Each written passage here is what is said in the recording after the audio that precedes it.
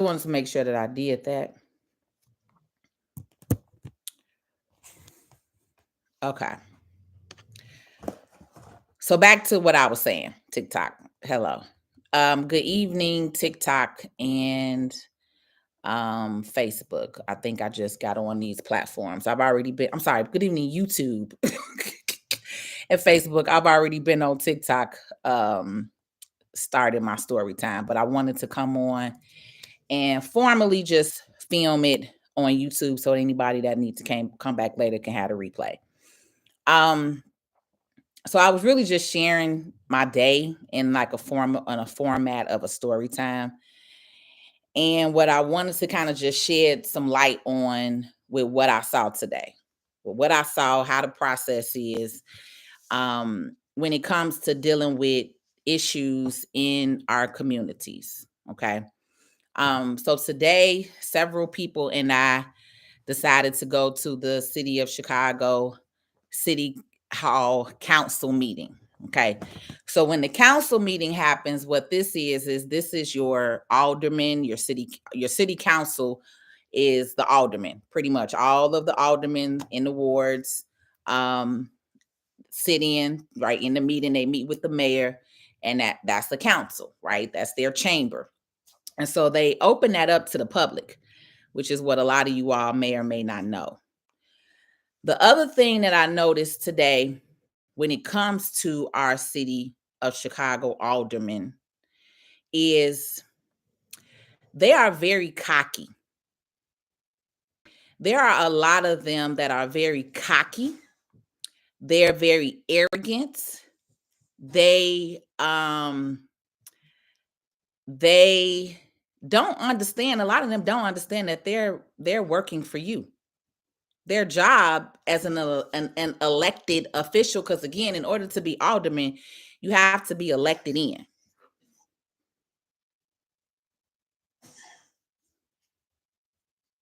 You okay? Okay. You have to be elected in, right? And so one of the things that I noticed today, being in that city council chamber, looking and watching many of the aldermen, looking and watching the mayor, they have gotten comfortable. They have gotten comfortable to the point where they don't understand that they work for you, right? And so also they're also not used to people being there at their meetings when they're making major decisions about our communities and our neighborhoods, right? So today, those of us that were there, right, as far as I'm told, this was my very first sitting in with them. This is my very first time meeting a lot of the individuals that I was with today. But some of these people do this, right? Some of these people have been doing this. I've met a couple of elders that have been doing this for years. Some of these people you have seen on the Chicago news, on different news channels, speaking out. Some of the people who have actually filed lawsuits. These were the people that I was out there with today, right? And so one of the biggest things that I want to just say that happened today, because we made noise, because we made the mayor uncomfortable, because we made the Chicago aldermen uncomfortable, right? I'm going to even share my experience from it, because we are taught and we are so brainwashed to think that being silent is okay. We are especially Black people. We are so tired that we don't even fight for ourselves anymore, right? We've been lied to so much over and over and over, that part of the reason why I'm noticing why we probably lack as much as we do, because as a community, a lot of people have just lost hope. They don't believe that nothing's going to happen, that nothing's going to change. When I get on here and I'm saying we need to do this, we need to do that, I'm sure people have heard that before. But it's a difference from people talking about we need to do it, and then you actually seeing people in the room doing it, right? That's why I share my video on TikTok, and I'm going to share another one. And I shared a video today on Facebook saying, we're here. I'm in the room. We're in this city council meeting, right? So it's a difference to get off the internet and then when you have people actually show up, okay? I was able to show up today and I was able to see for myself how city councilmen and women, let's be clear, and let me also say Black city councilmen and women, how a lot of them are arrogant as hell. A lot of them have misunderstood their representation, that you put them in office. Every single alderman in the city of Chicago was voted in. Okay? These people have forgotten that, because a lot of the situations that are coming up and a lot of the issues that are being brought up in their council room, in their chamber, they are ignoring it for dollars. Your government and your city officials, most of them are bought and paid. I'm going to just say that as a fact. And I don't care who get mad, because I'm in a couple of organizations. And that's the difference with me. I'm not going to be filtered. I refuse to be filtered. And I learned something new today too. All of our aldermen have a committee seat, which also receives another vote.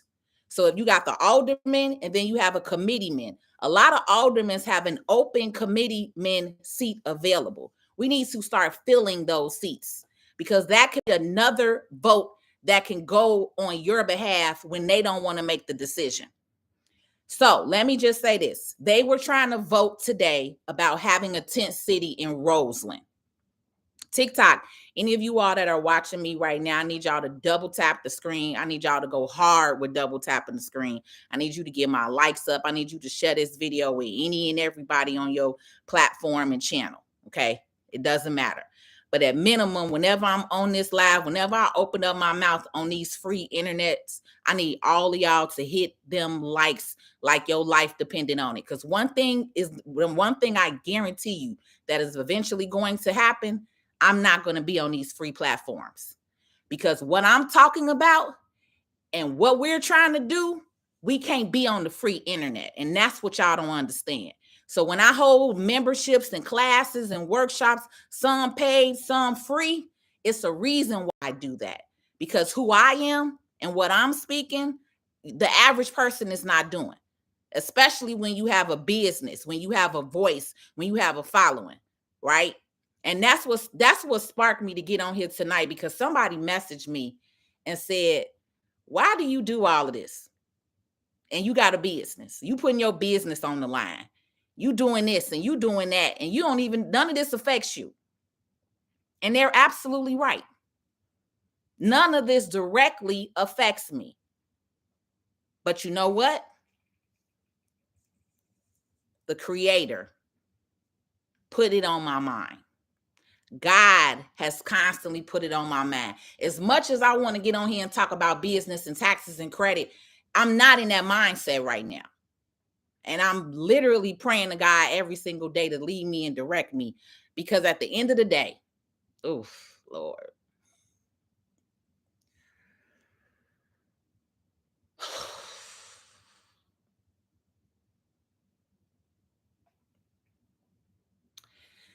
It is so hard to fight for a group of people that have no clue. No clue.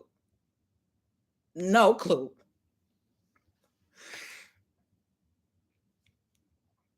What I saw today, it bothered me. It bothered me to my soul. It bothered me. Because y'all just really have no understanding how this country works. Y'all have no clue. Most of your city officials are bought and paid for. Let me just say that. Bought and paid for. This is all a money grab. This ain't about no. This is such a big money grab, and y'all have no clue, because everybody just living in their own world, in their own life, which is why God puts certain people in place, right? I understand why he talked to Malcolm, why he talked to Martin, why he talked to my grandmother, because literally the only reason why I do a lot of this stuff is because I came from, whew,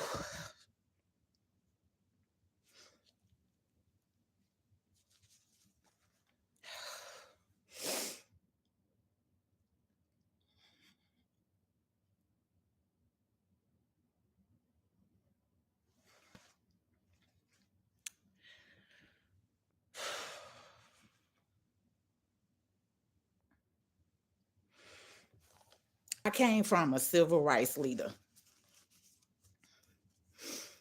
My grandmother. mm, Thank you, Jesus. Thank you, God. Thank you, Yahshua. Because his name ain't Jesus. Y'all have been so bought. Y'all have been so brainwashed in this country. His name ain't Jesus. Yahshua.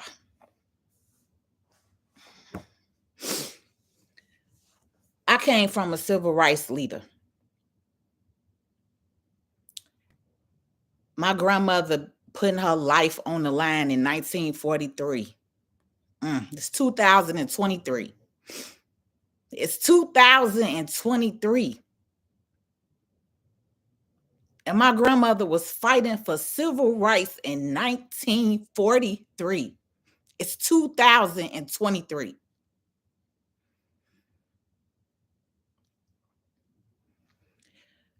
But I came from a civil rights leader, so my mindset and how I view things is different than everybody else. I'm not the average person because I didn't come from an average woman. I didn't have an average bloodline. But guess what? Neither do you. Neither do you. Because every single one of our ancestors did something to make a change for us to where we are today. I am not the only one with a civil rights grandparent. All of y'all have somebody in your bloodline, and that's what I need y'all to understand. Let me also tell you something that I learned today. Black is a color. We are not black. Black is the color in the crayon box. That's another reason why you will never get reparations in this country asking for it as black people. You're not black. They can't give they can't give a color money. They give cultures money.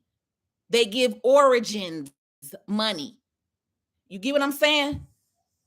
Jewish, Asian community, all that. Black is not a race. So for one, we need to stop saying that black people. I learned something today from a man who has been out here teaching us. If I'm freezing up, let me take it off of the Wi-Fi.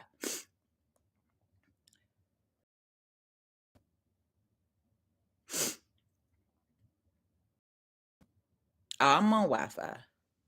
Oh, let me take it off. You said I'm freezing up. Let me take the Wi-Fi off. Maybe that's better. I'm off the Wi-Fi now, right?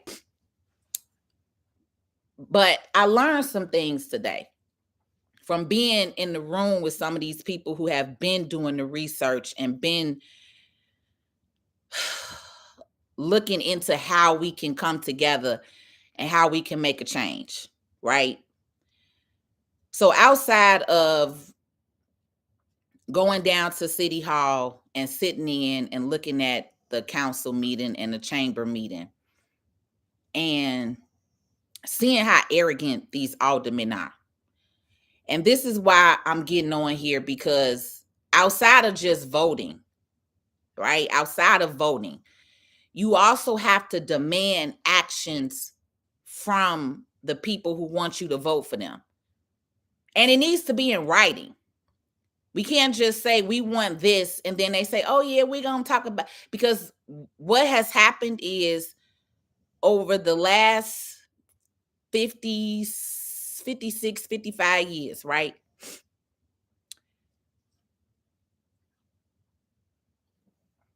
We have gotten worse as a society, as a community. Things are worse. Things are not better. On the outside looking in, you looking at your gadgets and your phones and your cell phone and your internet and all that other stuff you got today. But how our grandparents and our ancestors were, and how they were in community, and how they were in Black economics, how they were spending the money within their own, we have lost that, right? We have lost that. So we have also lost that camaraderie of being able to understand when it's time for us to come together. All right. But I will say this.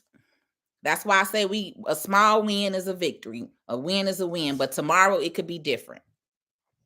Because what happened was today, normally it's maybe one or two people sitting in that room and making noise. Right. And when I say making noise, I mean being disruptive. When people are talking, they may be blurting out, they may be saying things, they may be saying, no migrants, no tents. They may be, like I said, being disruptive. And at first, I'm gonna be real honest. At first, I was taken back a bit, because I'm like, okay, y'all, we other people talking, y'all talking over them. We not giving everybody they do respect, right? So I was there, right? And when it was time for me to stand and raise my fists and do what we need to, I was there. But I wasn't disruptive when other people spoke, right? But I'm gonna speak on that later. But initially, it even took me back a bit, which is how I know we're trained this way, right? But the two elders who were actually the main two, right? We kind of had some words at the end when we ended up walking out and coming downstairs and meeting together, because I was frustrated. I ain't gonna lie. Just from being in the room, seeing kind of how the aldermen were acting, then the people that we came in with, I felt like, okay, maybe they was being a little too disruptive at first. But when they said, when we kind of bumped heads a little bit after we all left and moved out, we went downstairs in the city hall and we kind of congregated, because they wanted to kind of talk afterwards about what happened, what's the next plans, etc. Right? So it's two elders that I had kind of had some words with. And what I'm learning, and what I learned, is these women are 70 and 80 years old, right? So they've seen exactly what I'm talking about with my grandmother, right? They've seen what it looked like in the 40s and the 50s and the 60s, how they've been fighting for so many years, and we talking about the same thing in 2023, right? And so also what I want to say on here is, as I don't know what you want to call me. I don't know what the term is. I'm 42 years old. So if I'm middle age or whatever, if we're going to get the young people, we're going to get the middle age, we're going to get the elders, we all have to understand and respect each other's opinions and how we can make change. Because yes, even though you're elder, you've been doing this for a long time, you also have new people with new ideas and other ways to do things, right? And so we clashed originally because I said, this was my direct statement. I'm gonna just say it like I said to them. Because again, I was a little frustrated, because I'm like, if we want to be heard, in my mind, that's right. That's what I'm thinking. If you want to be heard, you also got to be respectful, and you got to be quiet, and you got to come in like this and come in like that. Because again, that's how we're taught, right? But I learned something today. When you do make some noise, when you shake the room, when you make people uncomfortable, because even I was uncomfortable, but I needed to be uncomfortable to see what needed to happen and what happened from everybody being uncomfortable. Because that everybody was uncomfortable, guess what? Roseland was not passed today to get a tent city. But if we would have sat there quiet and silent like everybody else, it could have very well been passed, right? So that's one of the things that I got to learn today, is even in your fight and in these different rooms that we're going in, it's not always okay to come in, oh, let's talk nice and talk sweet, because guess what? These people who have control of your money, of your funding, of what's happening in your neighborhood and community, they're not being nice to you on the pen. They're not being nice to you on the paper when they signing over their name in your city and your money that goes to you and your community, and they signing it over to another. So it's a way how systems and government use and control you, and how they disrespect you without being loud about it, right?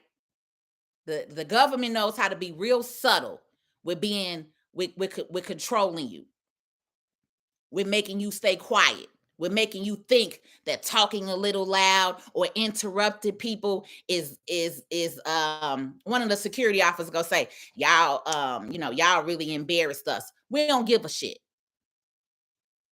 Good. Because guess what? That made a couple of them aldermen think about that, because we left. There was a few of us that left. Maybe like 10 of us left out, right? Because it did. It got rowdy. Then one of the aldermen, I don't remember who it was, but it was a white alderman that said, yeah, because I'm sick of this. I'm sick of this interruption. Oh, we flipped out, baby.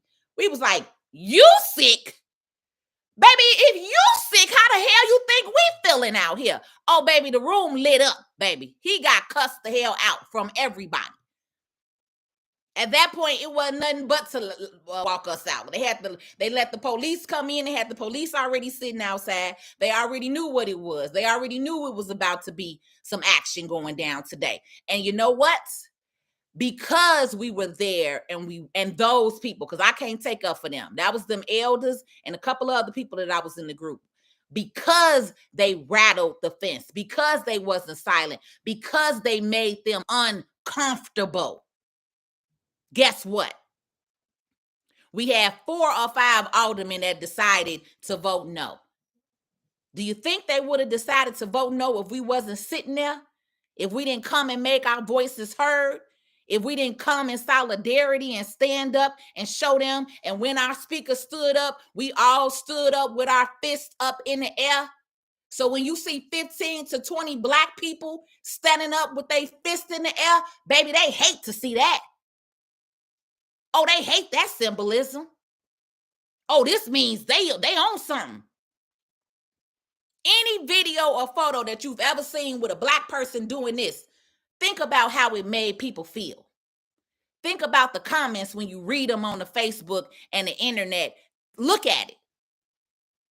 It makes people uncomfortable when they see us standing together like this. And the other thing that really had me emotional just a few minutes ago, and to the point where I was crying, was when my grandmother was on her deathbed. I just got an epiphany. That's my confirmation. I've been asking God all night. That's my confirmation I'm about to say to y'all right there. When my grandmother was on her deathbed, she didn't speak, she didn't move, she didn't say nothing. The whole time we was in that hospital room. And I was sitting there talking to her, and I was telling her that I love her and that it's okay. If she's suffering, she could let go. And do you know that when I turned around before I left out that door and put my coat on, and I'm putting my coat on, and when I turned around, my grandmother was sitting up on her bed, and she was slowly raising her hand like this. That's the last moment that I have from her, and a week later, she died. That woman had not moved, had not spoken, had not said a word. But before I walked up out that room, baby, she got enough strength to sit herself up and raise her fists slowly. I'm literally replaying the scene. This was the last thing that she showed me. And today, I was standing there with 15 to 20 other people in the room like this. So this is what tells me I am supposed to be carrying the torch. And this also means that many of you are supposed to be carrying the torch that your grandparents, your great grandparents, your ancestors before you, that they enslaved, that built this country. You need to get up and wake up because the blood is flowing through your veins, but you're asleep. You're sleepwalking. You don't believe anymore. You think there's no hope, there's no faith. Well, let me tell you, there is a new regime. And baby, I'm far from quiet, far from silence. Anybody that knows me, that's been following me at any amount of time on this internet, you should know that. If anybody, Facebook, because I've been on here 10 years talking to a lot of them that still don't know. TikTok community at least came in and said, you know what, we got somebody here. Let's listen to this sister.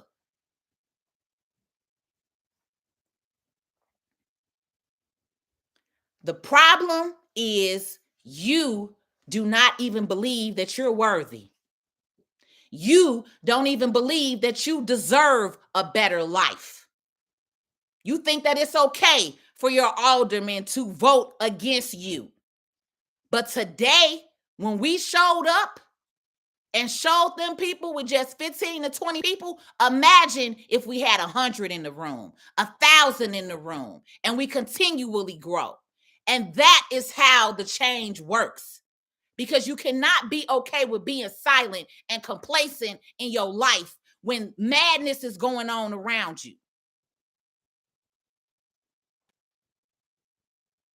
And so when that person who called me, who messaged me today and said, why are you doing all of this? I'm doing all of this because I'm carrying the torch. That is why I'm doing this. Because I'm carrying the torch that my grandmother before me made the sacrifice on her life in 1943. And it's 2023. And we still having these same conversations. Does that make sense to you? And so that's what I had to explain to the elders. It's not that we taking nothing away from you. We understand what y'all have done. But obviously, there are some things that we need to change in this conversation. Because if y'all was fighting in the 40s, the 50s, the 60s, the 70s, and we're still fighting in the 80s, the 90s, the 2000s, that means that something is not working. And so that means we have to come in together and not have egos because you're an elder and you think you could say whatever you want to say to me because you've been around longer. No, you cannot. Respect me and who I am. And the same way that I'm going to respect you and who you are. And the same way with the youth. We are all three different generations. And in order for us to understand each other, we have to get into rooms and into community and talk it out. Because guess what? Even though me and those two elders had words at the beginning of the day, we didn't end that way. I opened up my office doors and I said, hey, would y'all like to come down to my office and we can finish having this meeting in private? And that's exactly what some of the people did. They came down to my office. We ended up having a meeting. I was able to talk to the two elders more in person as to why I said what I said, because immediately they took what I said and got emotional with it. And that's the other thing that I've noticed with us as Black people. We are angry. We are emotional. We are riled up. We need therapy. We need healing. Okay? Because I understood where those women were coming from, but I also had to stand my ground and let them know, hey, this ain't that. I'm a powerful human being. And I can be an ally or I could be an enemy, but I refuse to be an enemy with a sister who looked just like me. And technically we're on the same mission. We're just not on the same wavelength and alignment right now. Oh, baby, but we got there before the end of the day. Because after we got into the room and after we got into community and they saw my office, they saw what I was saying, they saw what I was bringing to the table. When I showed them my platform, my internet, my pages, how I have been out here speaking before they even heard of me, before they even met me, I've been doing this on my own as an individual. So then they got that showed them, okay. And then when I spoke on who my grandmother was and where I come from and why I don't wear labels and why I don't brandish labels on me, because my grandmother taught me that every single label that's owned by a white company is blood money. That's why I do not. Not that I can't afford it. It's because it doesn't mean anything to wear Louis and Gucci and gold when those are the people who oppressed you in the first place. Those were your ancestors' first oppressors. How do you think they have their wealth? So when I get on here and some of you get in your feelings because I'm talking about you because you're focused on a designer label and a mindset because that's what you have been indoctrinated to believe is okay and wealth. Just let me throw a Gucci bag on and everything okay. But your neighborhood is suffering. Just let me go and do what, go down to whatever and buy up all this. And your neighborhood and your community is suffering. But you look good in your labels. And I said that to one of the singers because she had on a Louis bag. And my thing is how you out here promoting and talking about oppressor and you got the oppressor bag on. We can't do both. So yeah, she was offended. Because how you going to tell me what to spend with my money? Baby, you're not listening. Because that's the first thing that I'm talking about. Because for me, when I saw them getting kind of rowdy in the room, my thing is people just going to laugh at us when we walk out. Yeah, you could get a little rowdy. Yeah, you could say whatever. But what's that going to do? I've been saying that on here to my platform for a while. So what I was trying to say to them was we need to talk about the money, the finances. And see, she thought I was talking about what the city did with the money. I was talking about what she do with her money, and she didn't like that. But honestly, that is how we're going to change things. Group economics. Holding your money. Spending your money on people who do not look like you, on people who do not benefit, because every other culture understands that, which is why every other culture's money circulates more than 3 weeks in their community, and the Black dollar spends less than 3 hours in the Black community. So also what comes with leadership and what comes with what we have to do to make a change, it comes sacrifice. And sacrifice is not easy. Sacrifice does not look good. So you may got to go and get some braids for a while, because sacrifice may mean we ain't buying no wigs from China, because that's billions of dollars that you spending with another culture. We're not going to Starbucks. We're not going to McDonald's. You're not watching the freaking NBA, even if you love it. Who cares? Because if they are consistently keeping you down and oppressing you, you are still supporting companies and people that are going to keep you oppressed.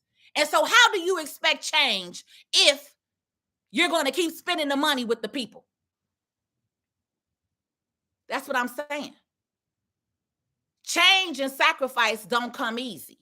The Montgomery bus boycott lasted 2 years. Do you think our ancestors, you thought that was easy for them? Some of them was walking 20 to 30 miles to school and work. How many of y'all willing to do that? I'll wait.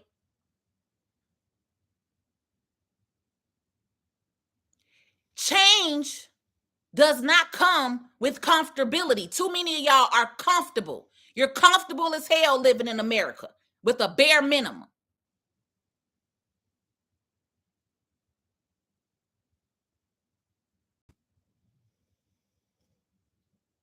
And so, yes, we had to have that today. And honestly, those 2 elders walked out the room again because when something was said that they didn't like, they got emotional and they walked on out. And that's fine. Because the rest of us that stayed for that last hour and a half to 2 hours, we talked about business, which is what I'm talking about. We talked about money. We talked about funding. we talked about how we can actually change some of these things.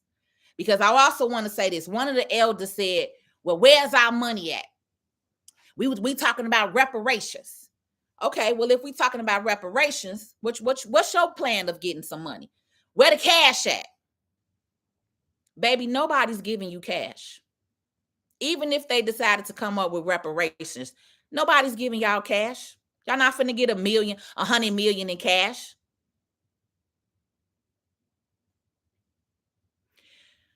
So, Patrice, what do we do then? What do we talk about? So, on here tonight, I just want you to understand a couple of things that we came up with. Yes, today, us being in that room made noise for the city council where they did not vote on Roseland to be chosen as the 10th city today. But guess what? They're hosting an emergency meeting tomorrow. So any of you all that are in the city of Chicago and that you can make it down between 9 a.m. and 10 a.m., you do not have to be there long. You just need to be there long enough for them to make the votes. I cannot make it because I have to take my mother to the doctor in the morning. Otherwise, I would be there. So I'm using my platform to ask any of you if you are willing to go and show up and stand in solidarity with the people who are going to be there at Chicago City Hall, 121 North Clark. 9 a.m., second floor. This is the photo behind me on TikTok. I have the picture behind me. Right? But the other thing that I was trying to explain to the elders, to y'all, is these people don't understand nothing but money.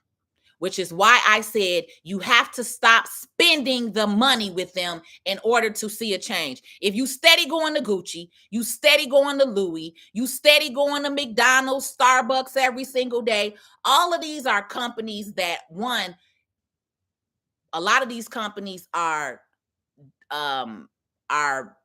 supporting Israel with the Palestinian people, right? But two, a lot of these big box corporations also support the other J community that runs nation in the United States of America. So the only way that you can separate yourself and actually say that you're really fighting for justices is you have to actually take a sacrifice, to take a stand. So even if you like something, you can't buy it. Even if you want to do something, you can't do it, because that's what sacrifice looks like. It's not easy. It's not convenient. And that's what's wrong with y'all. You want easy and convenient and comfortable when we at war. And so that's what I learned from those elders today was, don't be okay with going and sitting down and being silent and not making a scene. Because that's exactly what they expect of us, to be silent. They call us ignorant and ghetto anyway. That's the narrative that they've pushed their whole life. Any comments that you see on any type of Black people page or channel, that's all you see is a bunch of white folk on here talking about you murders, you killers, you ignorant, because that's what they have indoctrined in the minds of the American people. And even unfortunately, they have indoctrined that in y'all own minds with your own people. Let's keep it real and be honest. That's why I'm the realist tax and business strategist. Every single thing that we have is a system. And so what I had to share with the elders was, I wanted y'all to come down here and see my office. I wanted you to come down here and be in my space so you can understand how I think. Because what I did was, instead of getting on here and looking for $1 million, $100 million in reparations, that if we don't actively put our package and plan together to get that money, I'm not saying that we won't get it, but asking for it and screaming and being ignorant and loud in the chamber meeting, that also I thought wasn't going to get it either. But let me be honest, today, it ruffled some feathers. It made the people who think that they control us, because we have put them in office and we have been silent and we have never shown up to their council meetings before, but because today we did, and we rattled feathers and we was not silent and we was making them uncomfortable, we had people not vote for the Roseland tent.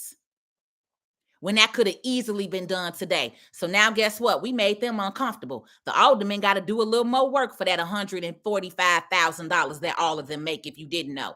City of Chicago aldermen make between $140,000 to $150,000, and they definitely don't work every day. So we need to put their asses to work.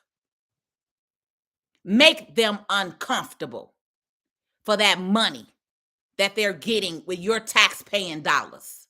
Make them understand that you put them here and you can remove their asses, because that's what we reminded them of today.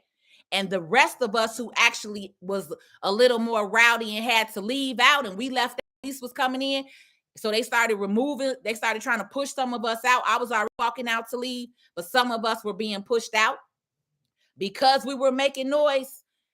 Some of the people who sat in quietly, because this is also why you got to be strategic.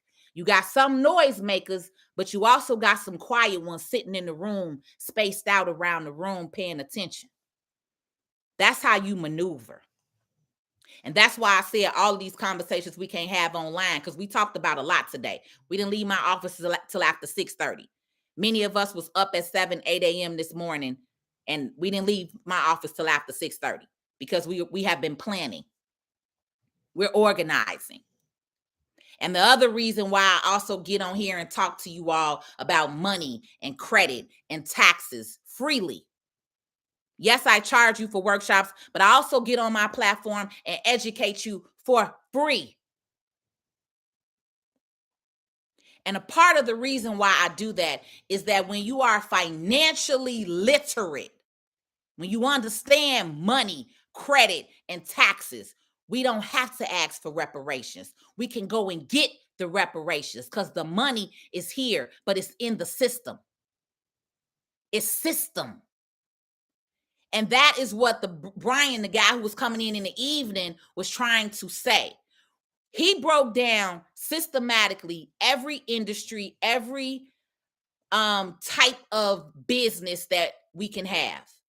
The thing is the money is in the contracts. And Mayor Brandon, in that press conference today, somebody sent me a link to his press conference that he held around 5:30 p.m. He said it today in that meeting was, yes, that $51 million contract was horrible.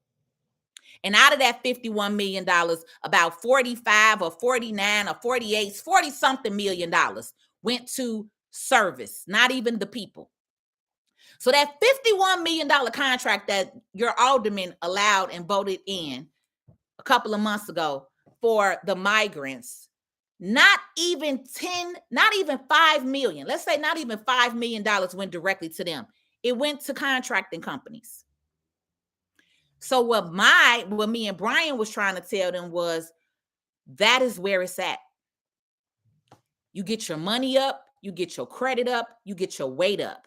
You create businesses, which is what I've been screaming on this internet to y'all for the last 5 years. You create businesses. And then those businesses are now able to set up city, state, and federal contracts.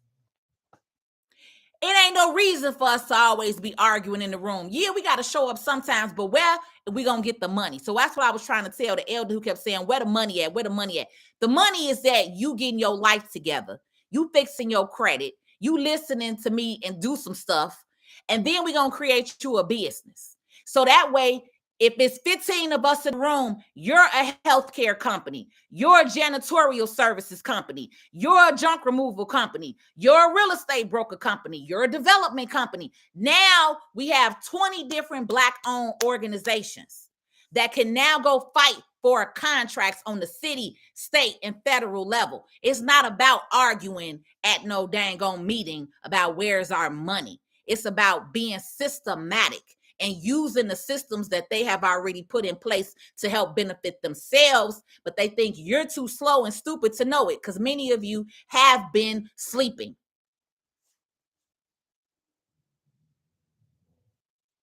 Nobody's giving you cash money. I don't know why y'all think that, especially calling yourself Black people. How about we organize? How about we get together?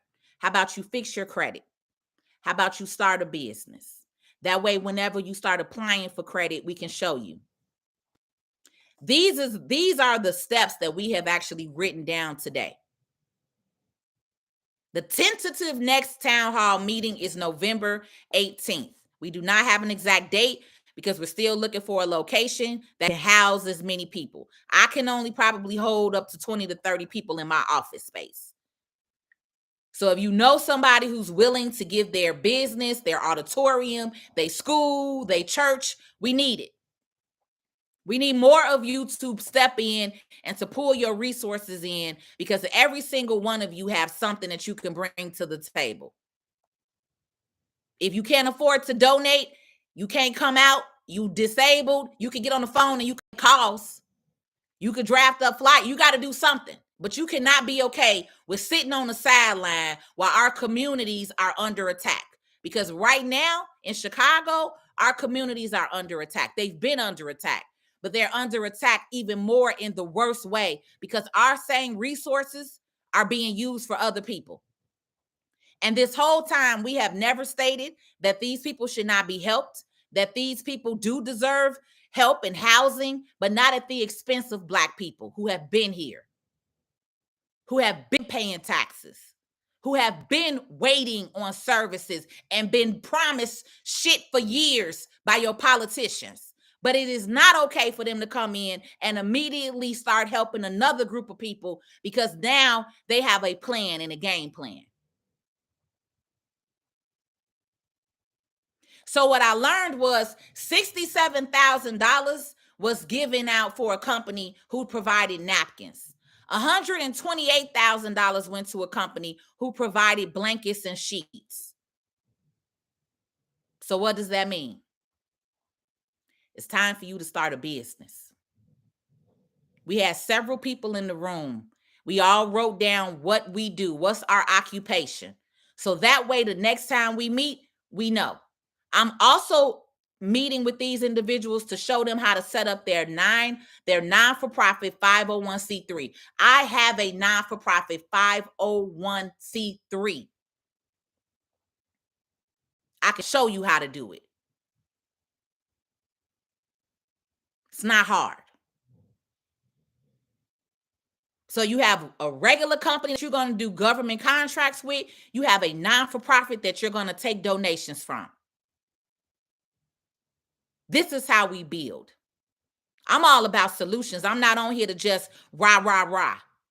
Because at the end of the day, I changed my own life with what I'm talking about. That's how I'm self-sufficient. That's how I make multiple six figures. I'm not out here waiting on somebody to hand me anything. I'm not waiting on reparations. I'm not waiting on them to give me what they should have gave me when my grandmother stood up in 1943. But the fact that in 2023, we're still asking for the same things, that means we need to change the game up. That means we need to start doing things systematically. That's what that means. And unfortunately, those elders didn't get to hear that part because they walked out because they got emotional. And this is the problem with many of you all in the Black community. You're emotional, and your emotions are what's driving you to vote the way that you vote, to think the way that you think, because you're all wrapped up in emotions instead of being logical and strategic. And so when I was telling that woman that when I wasn't, because she's like, y'all, you want to tell me how to control my money? Yes, I do. Because again, what comes with sacrifice is not comfortable. So yes, if you want to be a part of my organization, you cannot shop with certain companies. If you want to do your own thing, go start your own organization. But we're going to have rules around here. And if you don't want to abide by those rules, cool. Go do your own thing. But what we not gonna do is go back and forth in these groups and these meetings when we here to devise a plan and a game plan, and it works, because I'm a living witness to it. I'm not talking about something that I didn't do. I pulled myself out of poverty, out of living check to check by doing this. That's why I learned the tax laws. That's why I learned the business laws. That's why I learned credit, business credit, starting a business. That's why I'm no longer on here talking about, oh, this and that, because I'm good. And I'm trying to make sure more of you are good. But outside of just taking a class or a workshop, you have to be serious. You have to be committed. You have to understand that this requires a sacrifice. This is not going to be easy. So if I say we got to meet every Tuesday and Thursday night and get in class, that's what we doing. You're going to have to let the game go. You're going to have to let reality TV go. You're going to have to let them Gucci and Louis bags go. They ain't allowed in my office. Come with your regular bag. Come with your black-owned bag. Leave that one at home. Because around here, we making some sacrifices. It's called taking a stance. Nothing comes easy when you want change in your life. Nothing. I had to sacrifice. I lived in my office for 11 months. 11 months. I could have easily went and got another crib when I lost my house. But I sacrificed because God told me to be still. So I slept in my office for 11 months. I did not have a shower. I had to go to the gym to shower. I had to go to my mother's house to shower. I didn't feel good every day. But guess what? I got up and spoke every day. And I spoke life into every single one of my clients that walked in my door in 2018 when I was going through the worst time of my life. Because God told me to be still.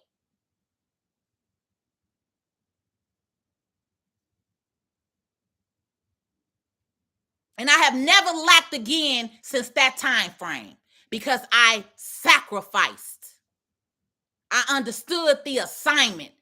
And if I wanted to see something different, I had to make a change in my life. And that's what I'm trying to tell y'all. That's what I was trying to explain to the elders today. Yeah, we could be combative and we could show up and make some noise with some things, but at the end of the day, nobody understands nothing like that money. These corporations, your government, your aldermen, they all understand the money, which is the evil route, the evil way, and which is why I have always said I will never do politics because you have to sign up with the devil. You have to sit across from the devil and make agreements with the devil. I don't care who you are and where you are. If you are in any kind of government, if you are any kind of service, you are sitting across from the devil. And I sat here and I said, my family and my friends, my entire life have called me the alderman. My family and my friends, my whole life, since I was 16, 17, because I'm always the one that's speaking up. I'm always the one that's talking and saying something and speaking up for the fucking people. I say, hold on. Now I'm in here sitting in the alderman's chambers, watching them, looking at them, disgusted by many of them, and how they walk around with such arrogance when a lot of their neighborhoods and communities look the worst. But they bought and paid for it, baby, because that's what I learned today. So even though we have a small victory and they didn't vote today, they created an emergency meeting because we had people still in the room who came back and relayed what happened, which is they have now devised an emergency meeting tomorrow, and they're going to try to run that through because this is what happens. Let's say it's 50 aldermen, right? 21 aldermen, 30 aldermen. I don't remember. Let's just say it's 30 aldermen. 22 vote yes, 8 vote no. This is how politics work. Brandon and them other couple of aldermen, they're going to go talking to them tonight. When we left and they ended that meeting, They're offering them all kind of bribes and everything right now. This what we gonna give you. This what we gonna do for you. This what we gonna do. So that way when they go in tomorrow, they're gonna have all 30 votes. That's how this shit works. That's why we have to be in the room.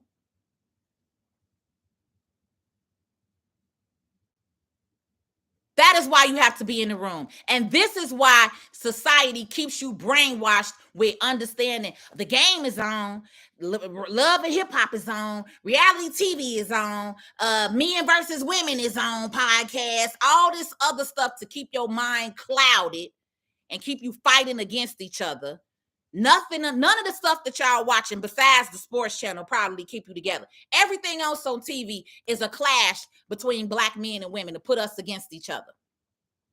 All these fake podcasts, all these fake skits, all this stuff to keep you talking about negative mess that has nothing to fucking do with you. Because let's be clear, the average meeting with me and another black man in the street is, hey sister, hi brother, how you doing? That's how that go.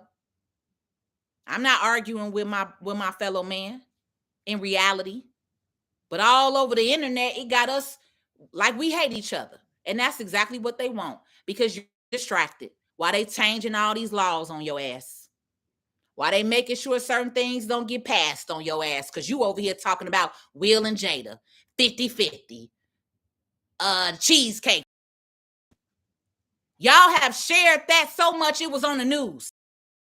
I've seen hardly nobody post about this damn immigrant situation and how billions of dollars are being poured into another country while you're sitting here suffering. You distracted, and they know it. You're distracted, and they know it. And the longer you keep paying attention to that dumbass shit that don't matter, the more you're going to see your rights being taken away. The more you're going to see more money going out of your community. Because you're not paying attention. Think about how your interaction is with your everyday man and woman. It ain't that.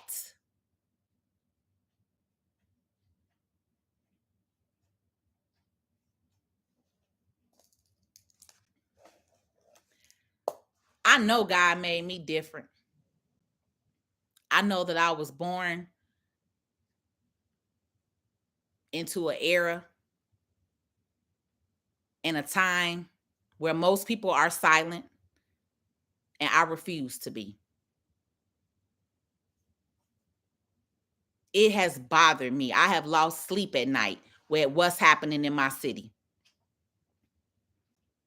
And I kept wanting to know why. I got business to handle. I should be talking about this. I should be talking about that. No, but every single day I still get on and talk about this, because right now, this is obviously what God wants me. And instead of being worried about if my people gonna do this, if my people gonna do that, I have more than enough who are listening. We got to start somewhere.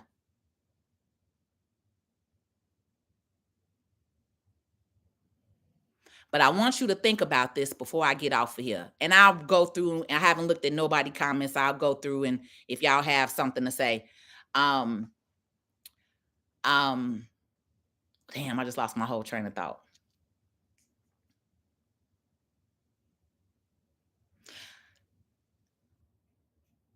I'm willing to sacrifice. I have a business. My business has been called and tormented. I've had all kind of stuff. I don't get on here and complain about that because that's minute. Nothing's big to a giant. As long as I know my bloodline and where I come from, every single thing up under me is minute.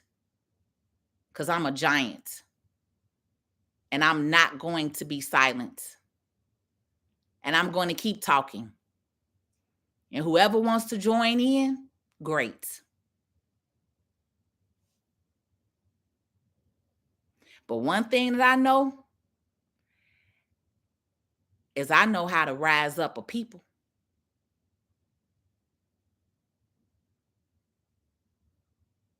I know how to make people think. I know how to get people in their feelings. So instead of being silent about it, I'm going to keep doing it. I'm going to keep speaking. But the problem is that y'all have to understand is that I'm not the only one carrying the torch.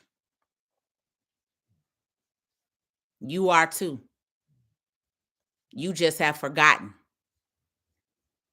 You just don't realize who you are. So I'm going to remind you every single day who you are. You are not a weak, minute group of people.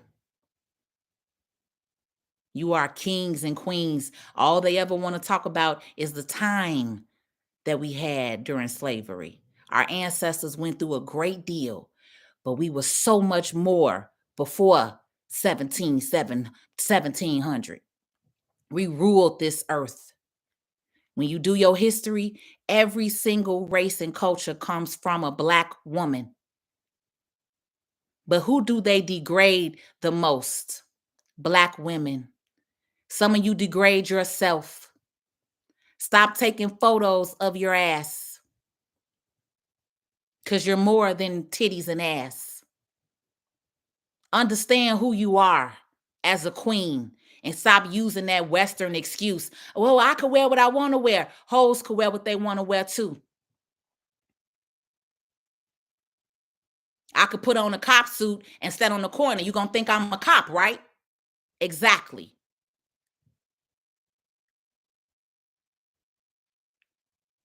And also in African ancestry, women ran and ruled.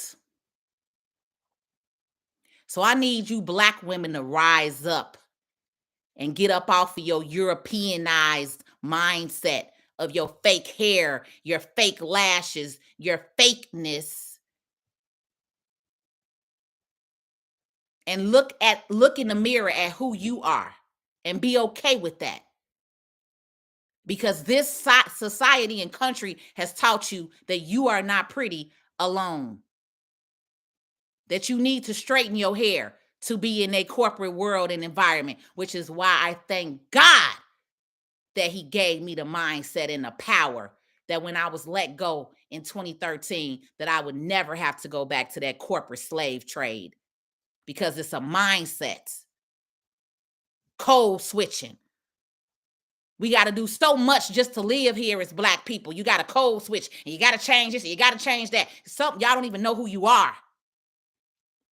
You look more European than the European do. And guess who receives all of that money? Not you. The Black girl didn't make that who's selling you that hair and them lashes. She bought them from a Chinese or Asian vendor.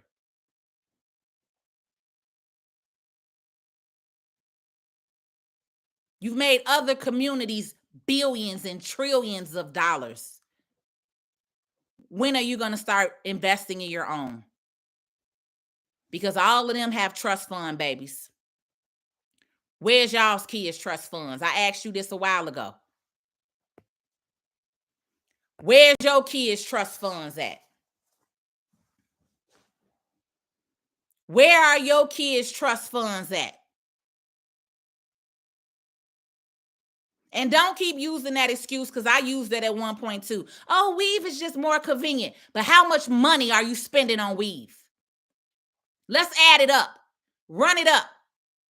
Go tonight and look and add how much money you have spent your entire life on weave, lashes, makeup, things by companies that you don't own. Look at it. Add it up. How much money have you spent? And then tell me if you're going to still feel the same way in the morning, that it's okay for you to keep wearing weaves and lashes that make you look European, that don't give you your natural African heritage.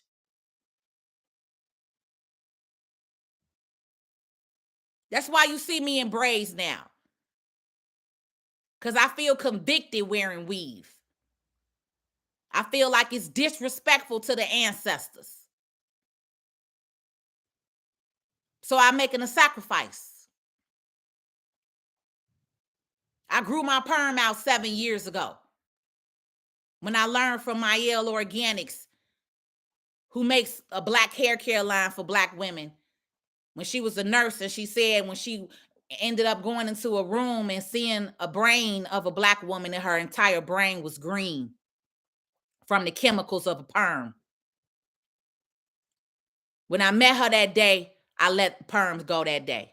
When I met her at an event, I met Mielle at an event before her and her husband really launched their company, Mielle Organics. This was about 7 years ago. I let perm go that day. I refused to put another perm in my head after that day.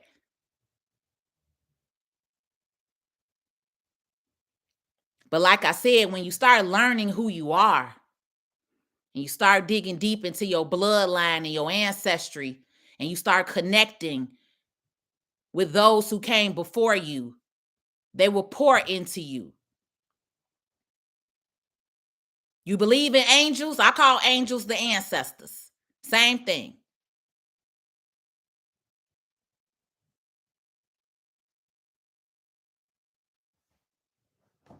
When you open spiritually connected, you have a different calling. You have a different understanding. I have a different truth that I walk in because I sacrificed those 11 months in my life in 2018, and I got connected with God. I got connected with the angels, with the ancestors, and I learned something about myself. I wake up in the morning and I thank the sun god. I thank the earth gods. I thank the trees. I'm thankful for hot water. I'm thankful for the little things. And my life is so much better now from that.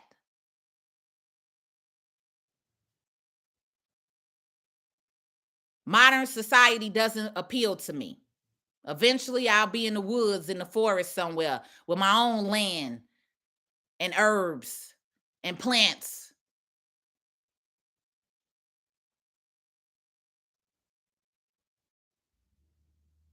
I got grounded. I started going to the park and putting my feet to the ground and putting my bare feet, take my shoes and my socks off and walk the dirt and have my feet touch the ground. You are earth people. You are of the land. You are of this land. This is your land.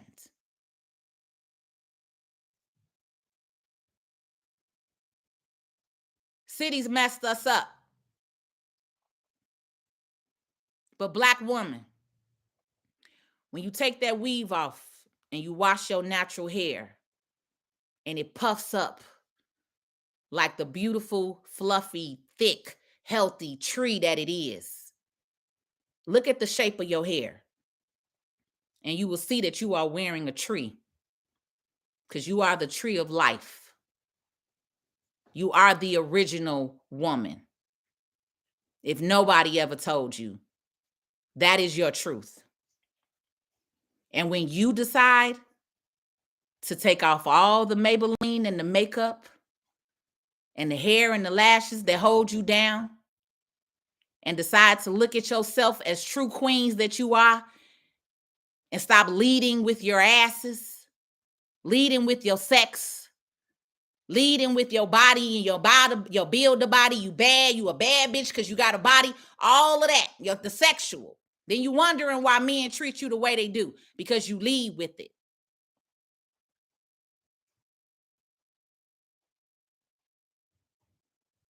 I've been single and haven't been in a relationship in 3 years.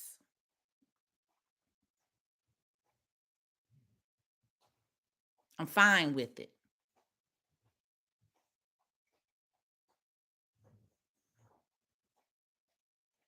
No sex. You got to release all of that. You got to cleanse yourself, cleanse your body, cleanse your mind. This is the woman that you see today, the mature woman, the growth, Patrice.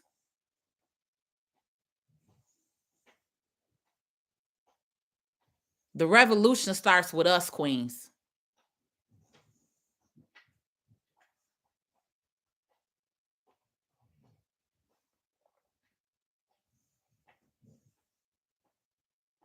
And men, don't think you left out. It's time. It's overtime for you to step up. But one thing that I will say that showed me that the brothers are starting to understand as well is this past Saturday they had a non-violence rally on 115th and Halsted. I didn't get to make it, but I saw Martin G's live, and I took a video snippet of it. I'm gonna also upload that on TikTok and my YouTube channel. Facebook, y'all don't see as much stuff because I'm kind of blocked on here. So my real stuff is on TikTok that I really post. I post on Facebook, y'all just don't see it for 5, 7, 10 days, or you never see it. But it was a brother, and I'm getting chills right now because I never thought that I would see the day where I saw a group of men from from the community. He wasn't from my neighborhood specifically; he was from the Hunnits. But this black man got up, baby, and at the end they said we need to pray out, y'all, before we all leave and disperse. And this black man got in this circle, y'all, and this black man said, I can't even quote him everything verbatim, but I'm gonna just tell you what he said. It blew my mind because he said, it's gonna take us, fellas. It's gonna take us coming together and working together. We need to stop killing each other. We need to stop murdering each other. We need to stop arguing with each other. And then he talked about how he got out of jail and how he was getting his life together, and now how he doing things for the community and he helping out. And it just made me feel so good to see that brother say that. I was actually shocked because I wasn't expecting it from him. But that also lets me know it's an awakening happening. It's an awakening happening.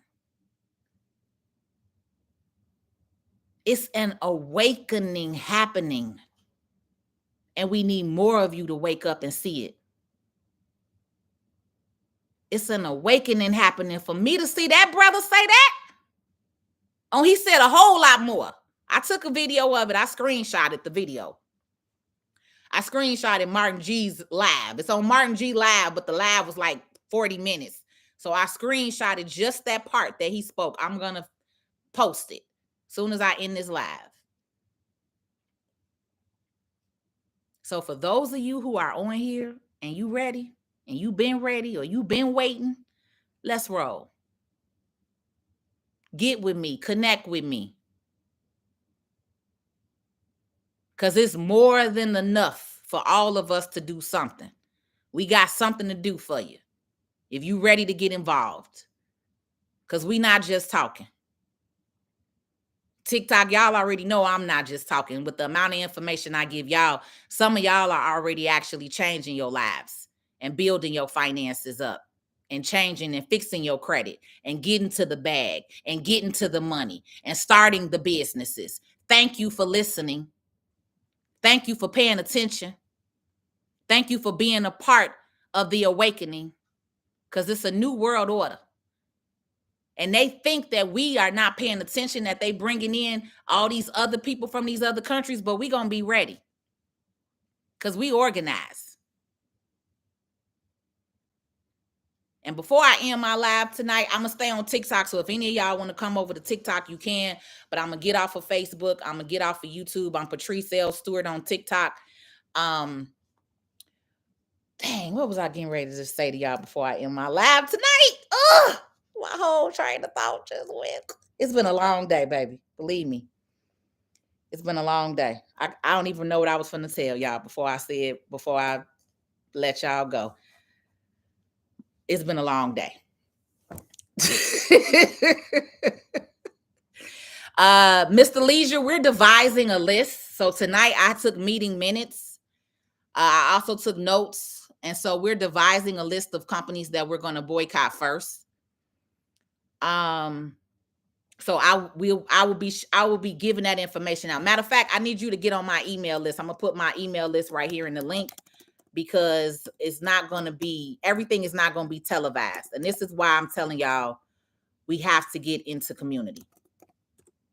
If you didn't know, I do have a private membership community. It's $50 a month right now. It's normally $129. I'm running a special right now for $49 a month, where I teach you all credit, taxes, business. I have a private community, Tax Credit Academy group. Okay.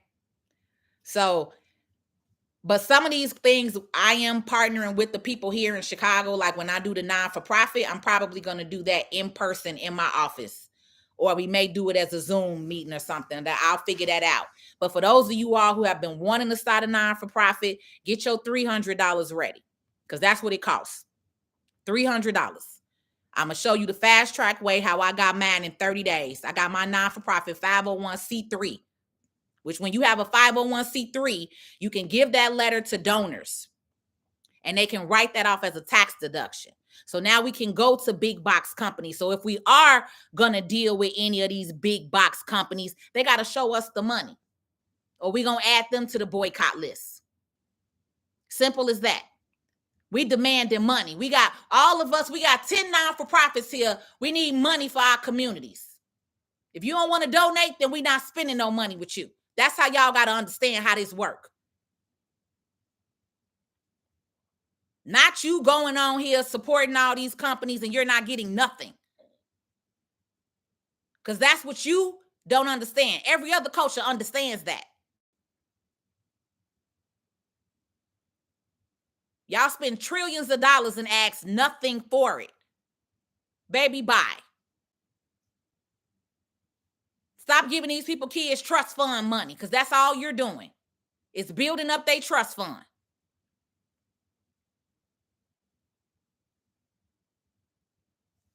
So every time I'm not going to be live. So you need to get connected. If you want to message me, you can.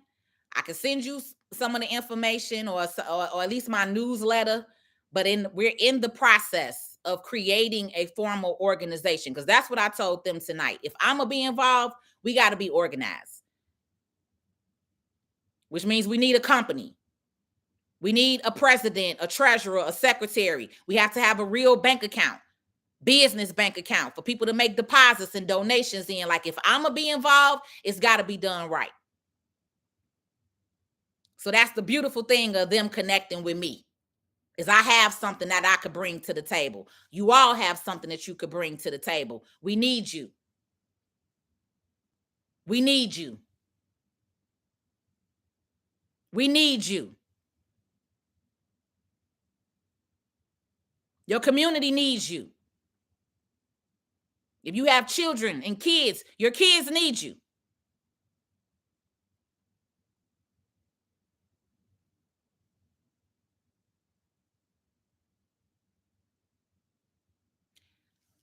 I'm going to stay on TikTok. I'm out everywhere else.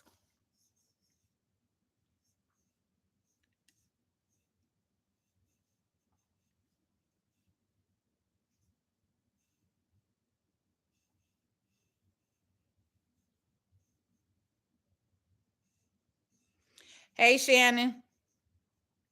Unconventional Mind on YouTube. Mr. Lee, appreciate y'all.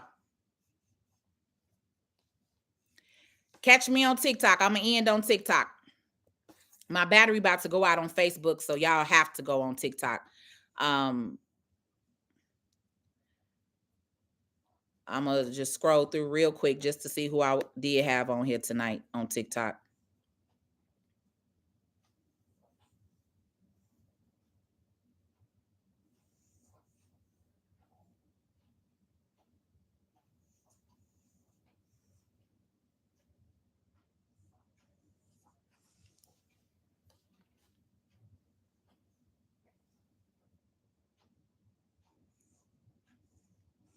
Oh, Shannon, I didn't know that your mom was born in 1943.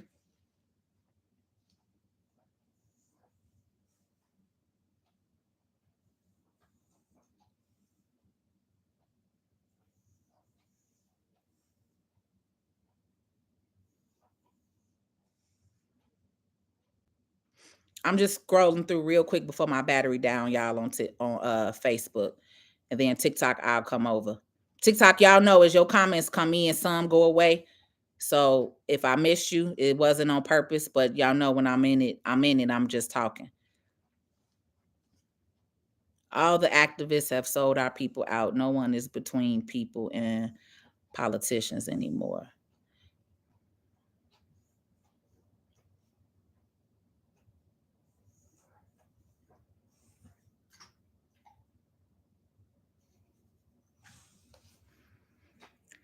Tyra Morris, I'm sorry to hear that your grandfather was murdered by CPD.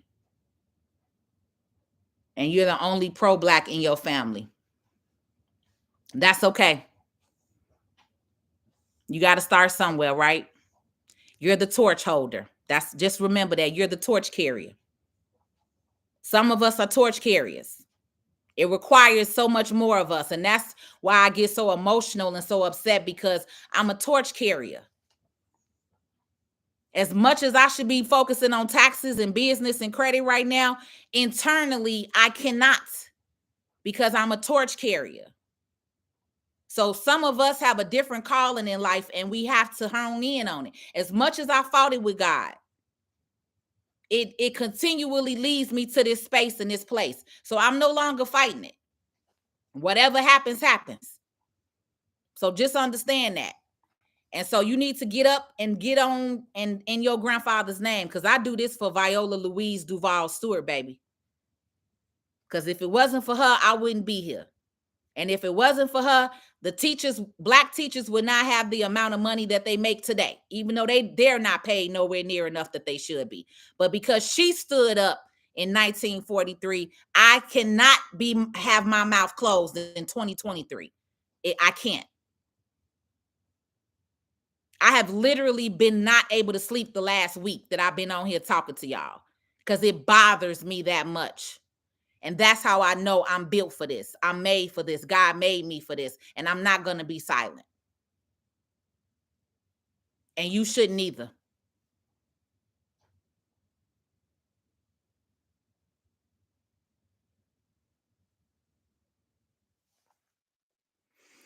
Any of y'all that are waiting to speak to your alderman, message me, because that's the other thing we're doing. We're going to these aldermen's offices. We just need to know who's ready and what aldermans need to be hit, because we can't hit them all at the same time. But that's part of the plan that we have, is we are going to these aldermen's offices, or we're taking stances.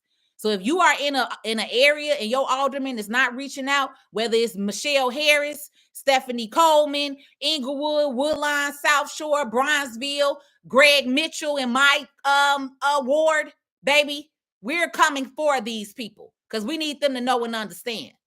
So anybody that's trying to get in contact with your alderman or haven't, reach out to me, because baby, we can get it done. And we have to show up in droves, in groups, as a group together.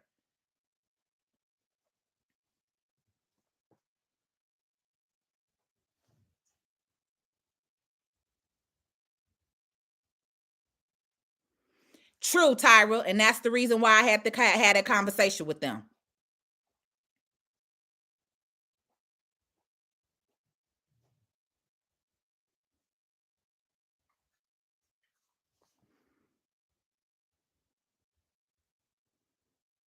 Exactly. During segregation, the Black dollar stayed among Black people, and they could see that. And that's why they wanted us to integrate so heavily with them, because they saw the amount of money that we spent together. That's why they burned down certain countries. Tulsa was not the only city that was bombed and burned. Don't let them not tell you your history. Several cities were bombed and burned. This is another reason why I don't go to New York and I don't walk uh